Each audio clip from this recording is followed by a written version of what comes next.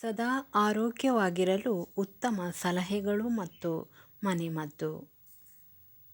ಮರೆವು ಇದೆಯೇ? ನಿತ್ಯ ಸೇವಿಸಿ ಬಾದಾಮಿ. ತೆಳ್ಳಗಿರುವಿರೆ? ನಿತ್ಯ ಸೇವಿಸಿ ಸೀತಾಫಲ. ತೆಳ್ಳಗಾಗಬೇಕೇ? ನಿತ್ಯ ಸೇವಿಸಿ ಬಿಸಿ ನೀರು. ಕುಳ್ಳಗಿದ್ದೀರಾ? ನಿತ್ಯ ಸೇವಿಸಿ ನಿಂಬೆಹಣ್ಣು. ಹಸಿವಿಲ್ಲವೇ? ನಿತ್ಯ ಸೇವಿಸಿ ಓಂಕಾಳು. ತುಂಬ ಹಸಿವೆ?